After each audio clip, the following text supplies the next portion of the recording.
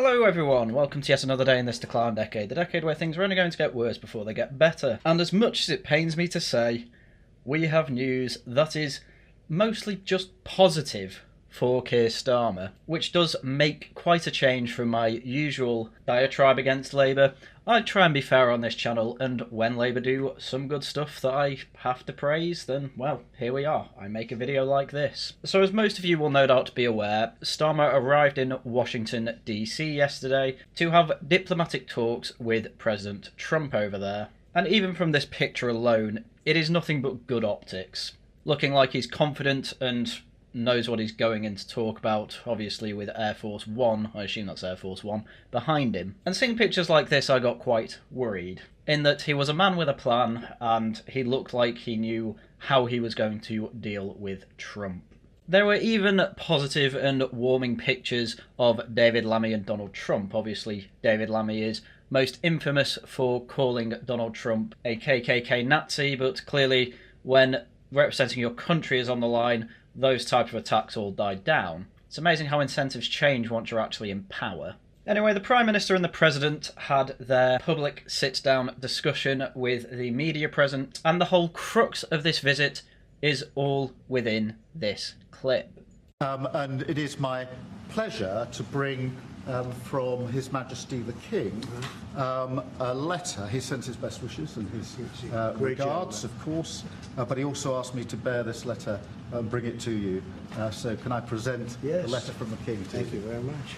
This is something that my mother would call the charm offensive. When I was younger, whenever I would want something from my parents, I knew it was mainly my mum that I'd have the issue with convincing that, yes, I should have that new Call of Duty game or something like that. I'd start making her breakfast and making her tea for a couple of weeks, and it was known as the charm offensive.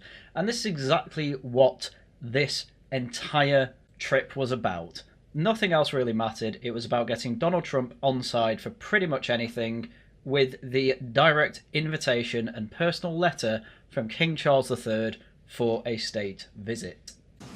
Am I supposed to read it right now? Yeah, please do. I will do. I've got to tell him what your reaction is, so I need to know. He is a great gentleman. Even gestures like this with the hand on the shoulder and the friendly banter, it's effectively a please don't take any notice to our previous behaviour tour. And I've got to say, it's an absolute blinder. Starmer's looking about as comfortable as he can be. Trump is clearly very excited to read this letter from King Charles III. And overall, it seems to be the best way to get Trump on side. Just flatter him, just charm him. And that was the whole mission here. And I kind of hate to say it, but they've played a blinder. Whoever idea this was, they should instantly become Chief of Staff. Or at the very least get a promotion. Well, that is really nice. I must make sure his signature's on that. Otherwise, it's not quite as meaningful. It is, and that's quite a signature, isn't it? Beautiful. He's a beautiful man, a wonderful man, and we appreciate it. I've known him, gotten to know him very well, actually. Yes, this is one of the lucky dividends and one more wish for Starmer's magic lamp. It is merely the fact that we happen to have an 1,000-year-old monarchy, and President Trump is absolutely in love with the damn thing. Which is an absolutely huge dividends to pay off, that if you're not sure how things are going to go, at least you can always rope in the royals to, help you with the charm offensive for largely Americans, but people from other countries who are massively in love with the royal family. It's a hell of a thing to have with our soft power.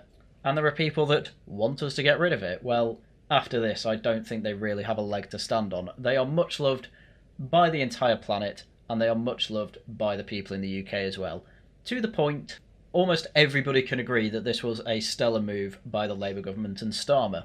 And it's very annoying that I'm having to praise him this much, but he came away from this with very little in the way of, well, negative feedback. The only negative feedback is, well, we'll get into it, I suppose, but mainly to do with Chagos and, well, not for the reason you think. This is a letter from His Majesty the King. It's an invitation for a second state visit. This is really special. This has never happened before. This is unprecedented. And I think that just symbolises the strength of the relationship between us. So this is a very special letter. I think the last state visit was a tremendous success. It was. His Majesty the King wants to make this even better than that. So this is truly historic.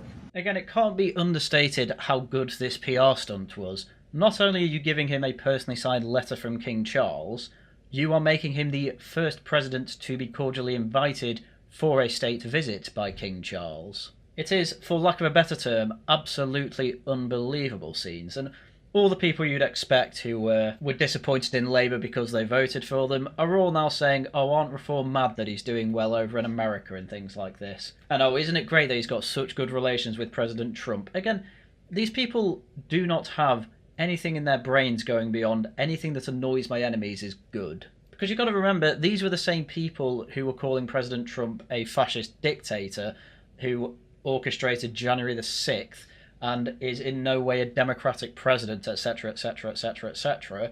And now all of a sudden the most important thing in the world is impressing him. At least people on our side are consistent, and I like to show my consistency by actually praising Starmer when he does something good. And he's done something good here. Well done.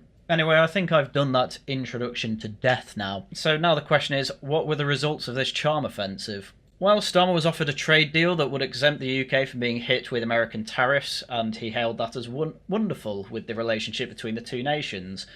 Starmer also announced that talks on a new economic deal were underway, and Trump said that they could very quickly during a joint press conference at the White House. So, already that's good. I mean, I didn't think we were ever going to get hit too hard with tariffs, if at all. And to be honest, we don't really need a trade deal because our trade with the US is already relatively open. But either way, it's good PR for Starmer's government. And not only that, let's bear in mind, this is actually a Brexit dividend.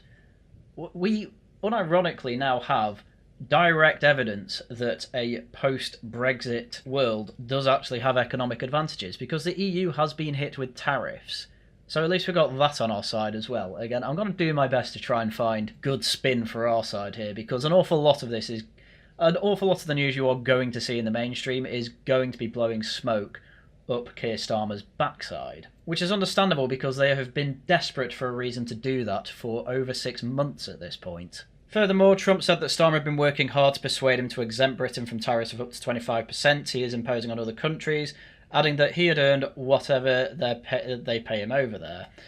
The Prime Minister said that the deal would focus on AI and other advanced technologies as he aligned Britain with the US against what he criticised as an overly cautious approach in the EU.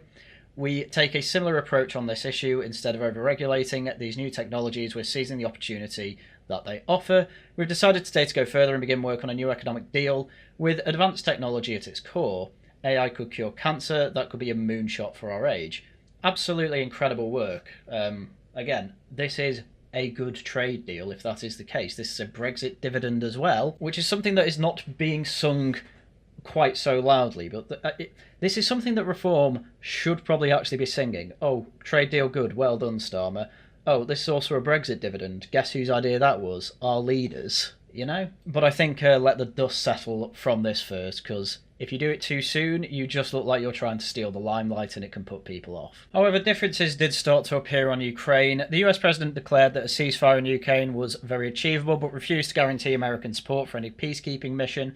Trump said that Putin could be trusted to not violate his word, adding that the deal's going to hold. So Trump's clearly got his stance on this, but the Prime Minister warned that Russia would invade Ukraine again unless the US provided security guarantees to the British and French peacekeeping forces.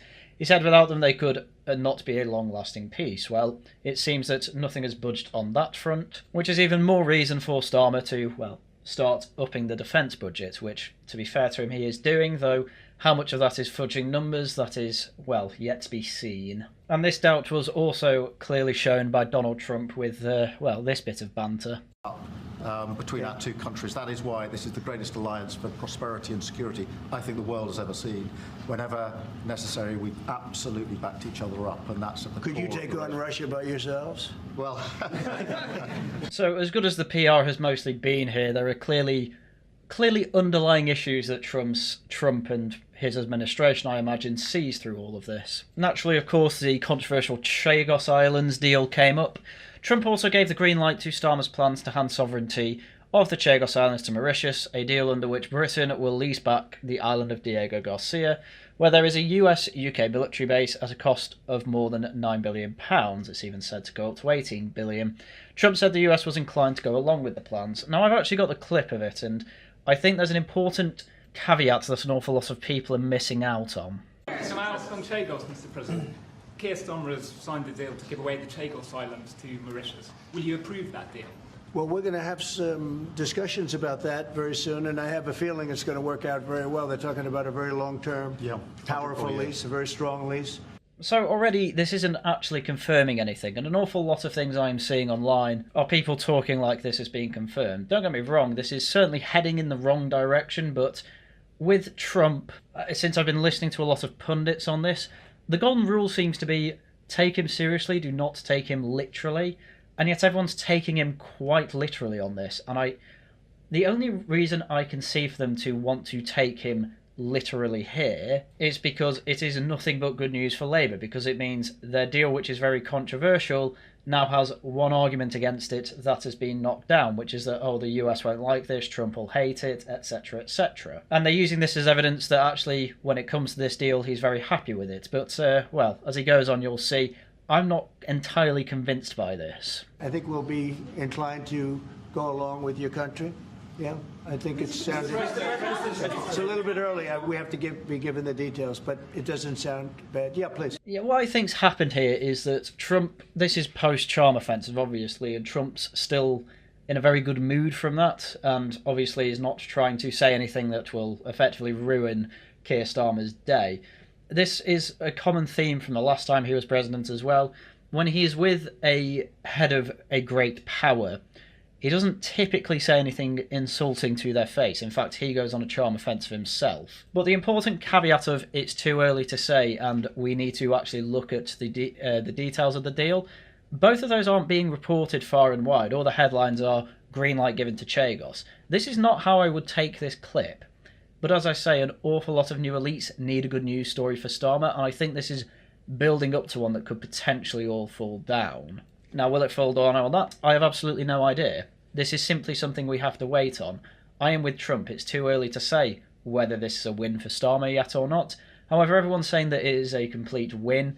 They're wrong, and anyone who is coping and saying this is Trump just being nice here, but really he doesn't want it, they're wrong too. The answer is nobody knows, which is what makes Trump such a great figure. You don't really know what he wants and what he's going to do until he actually does it. Well, at least with some things. Obviously, in a lot of policy, he's been clear on what he's going to do and actually did it. Anyway, again, a lot of pundits were saying, oh, Reform are going to be mad, they now have no argument against the Chagos, which just isn't true.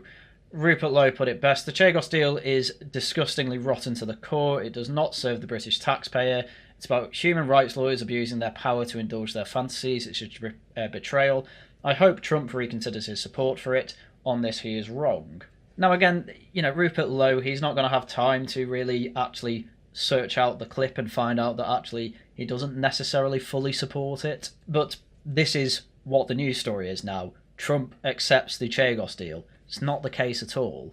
And even if he did, no, people still have good arguments against Chagos. If Illinois, the US, was about fourth down on the list of issues with the deal, okay, they're probably not going to care who owns Diego Garcia as long as they can still use it, and this deal gives them the lease for 140 years. So they're not really going to care on that front. However, there are clips of US senators going around effectively saying this is actually a really bad deal because Mauritius is effectively a Chinese vassal. It's not exactly something that I think we can trust, and then hopefully in that case it will be rejected further down the line. Do I think that'll happen? Again, I have no idea. I don't know where this is going to go.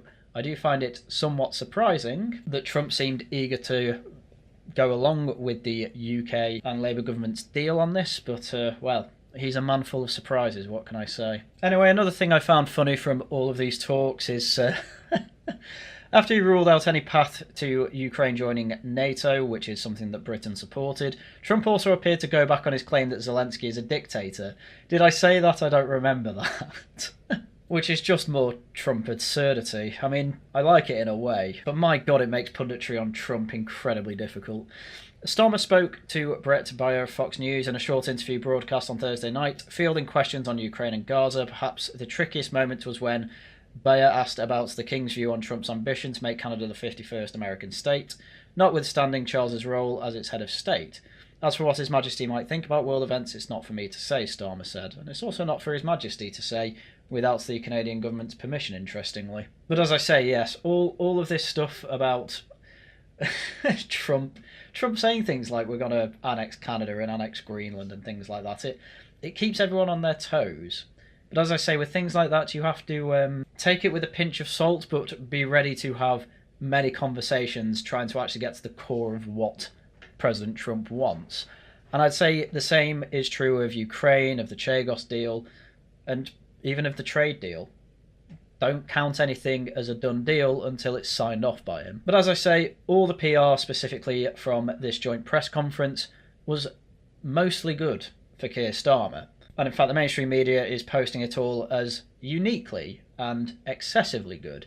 I don't think it goes that far, however, it was definitely a positive for Starmer, there's no doubt about that. Anyway, another interesting interaction that's not being widely reported was Vice President J.D. Vance making the point that free speech in the United Kingdom feels like it has been under attack for some years. Look, I said what I said, which is that we do have, of course, a special relationship with our friends in the UK and also with some of our European allies, but we also know that there have been infringements on free speech that actually affect not just the British, of course, what the British do in their own country is up to them, but also affect American technology companies and by extension American citizens. So that is something that we'll talk about today at lunch. Jolly good, and yes, thank you very much for bringing this up, JD Vance. It is the type of thing that is just completely dismissed here in the UK by our elites, because frankly they think jailing people for insults is akin to jailing people for beating people up. It's obviously absurd. There is obviously intimidation tactics that go on in the UK, like the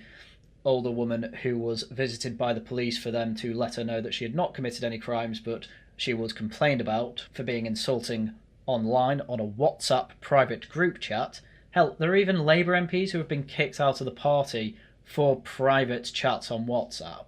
Not to mention people who've been under police investigation, all the way to going to court, all the way to being fined and even sometimes jailed for breaking things like the Malicious Communications Act 2002.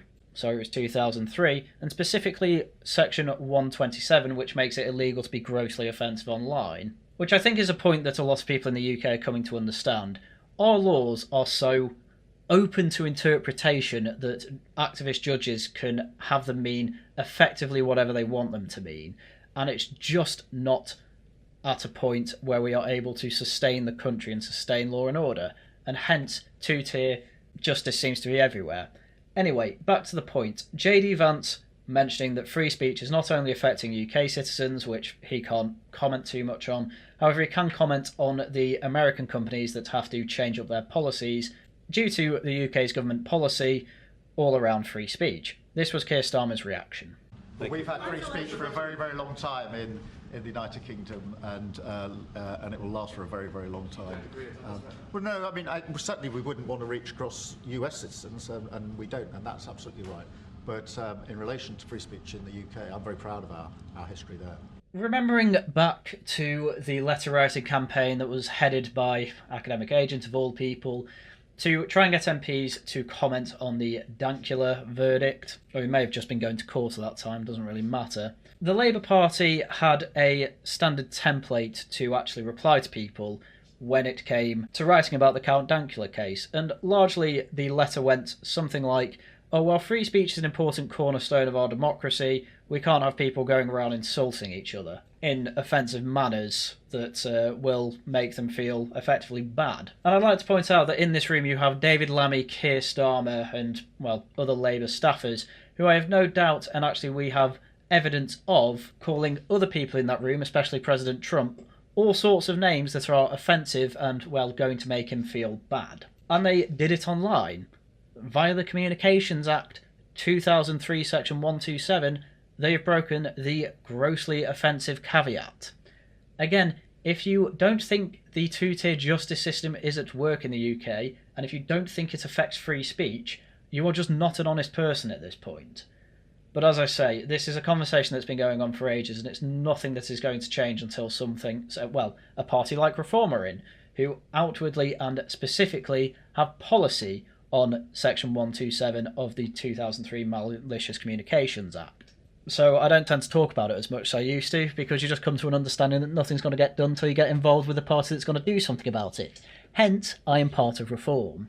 Anyway, as mentioned before, this overall was a good showing from Labour and specifically Keir Starmer, and it's frankly all thanks to the fact that we have an 1,000-year-old monarchy that Labour were able to take advantage of, despite having a large Republican cohort within their own party. On the bright side, it looks like not too much is going to happen negatively to the royal family during this government, because, frankly, they owe their only positive bit of PR to them. Anyways, it turns out it's not all been good news. Due to recent policy in moving international aid funds over to defence funds in the public sector, the Minister for International Development, Annalise Dodds, has resigned.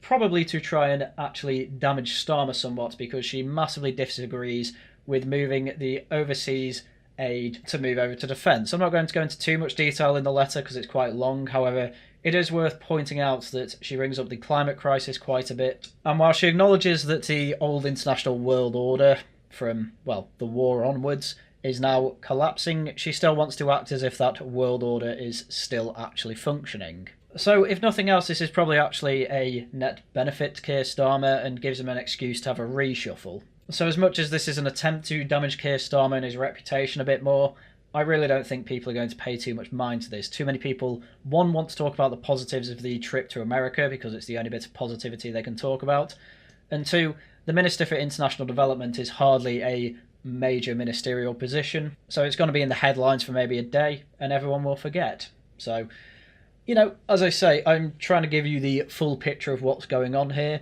and overall all I can say is, overall, it was pretty good for Starmer. It's not great for the UK in general, I would like to add. However, I try and give you accuracy and truth on this channel, rather than just try and mindlessly say, oh, actually, it was all bad.